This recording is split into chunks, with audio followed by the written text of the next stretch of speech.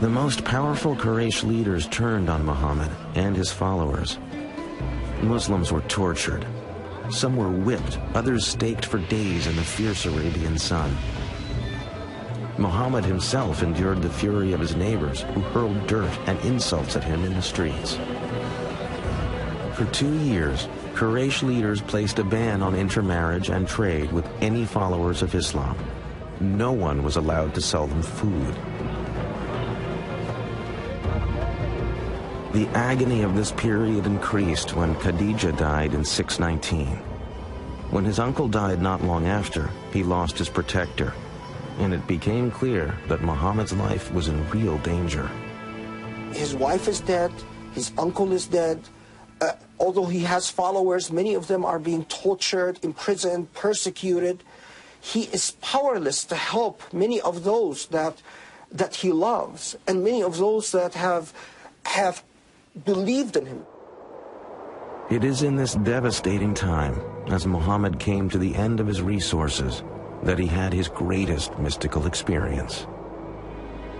On a night in 620, Muhammad was again awakened by the angel Gabriel.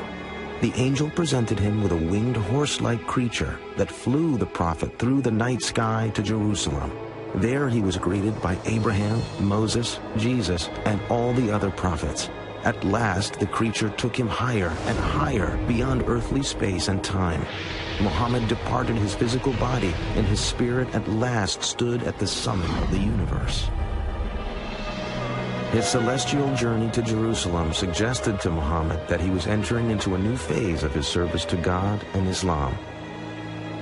He now also understood that he could no longer remain in Mecca.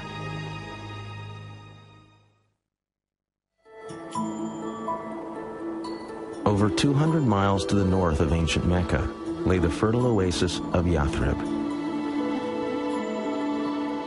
It was a lush island of green amidst harsh volcanic mountains and untillable desert soil. Its sweet water and abundant crops of grain and dates made for a comfortable life. But Yathrib was troubled.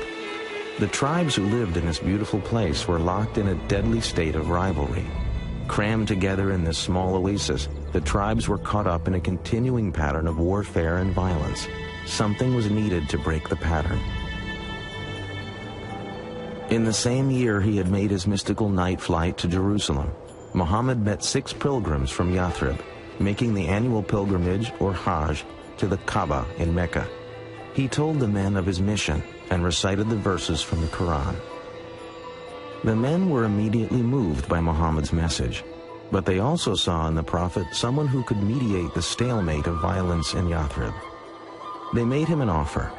The citizens of Yathrib would submit to Allah. In exchange, Muhammad would become their leader. Muhammad was invited to a community that was in many ways divided and in disarray. And they basically invited him, saying that they needed a strong leader to come in and to organize and lead that community. Muhammad saw a chance to expand Islam in Yathrib. He also saw a haven that would protect him and his followers from persecution. He urged all Muslims to pack their things and leave Mecca for a new life.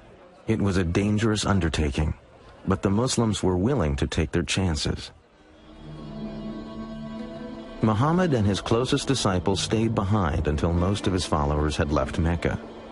Quraysh leaders soon realized that once Muhammad left, he would be beyond their control and would become a leader of their rivals and possible enemies.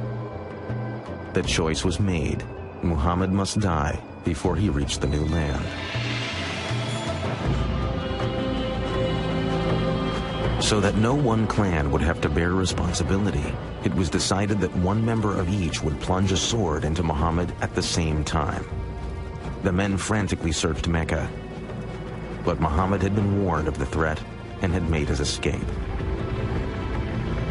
The following morning, horsemen pursued Muhammad and at last followed his trail to the entrance of a cave. Muhammad and a disciple were hiding inside. But Muslim tradition says the Quraysh assassins found a pigeon nesting at the cave's mouth and the entrance covered with a spider web. the Quraysh concluded no one could be inside. Allah had protected his prophet. The flight from Mecca in 622 is known to Muslims as the Hijrah. No event has greater importance in the culture of Islam. It became the start of the Muslim calendar. It was because it was the start of the establishment of the Muslim community.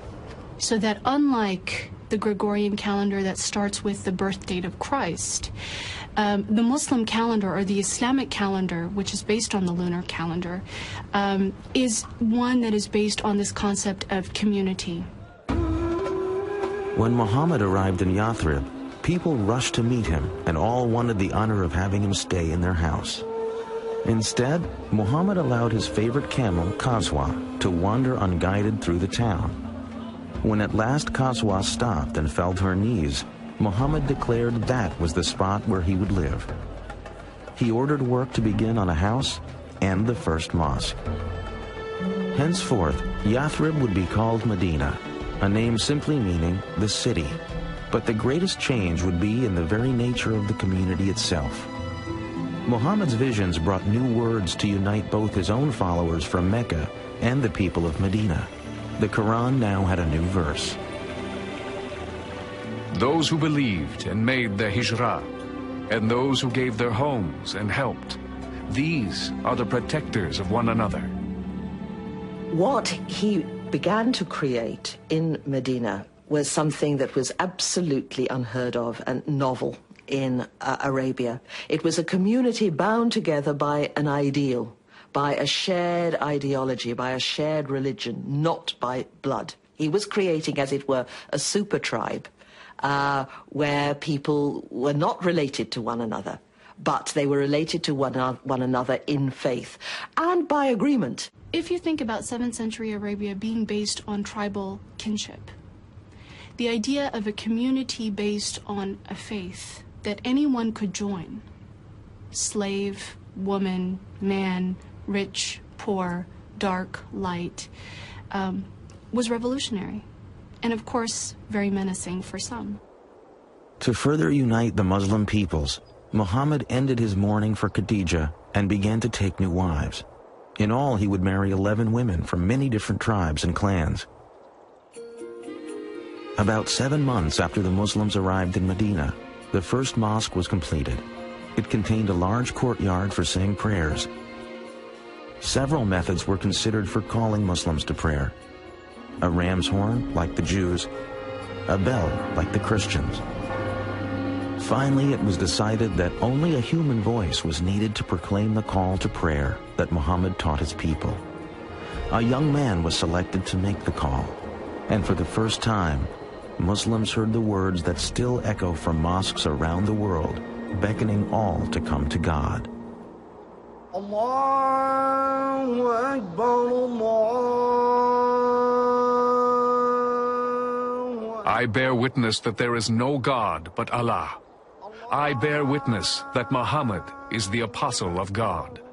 Come to prayer. Come to prayer.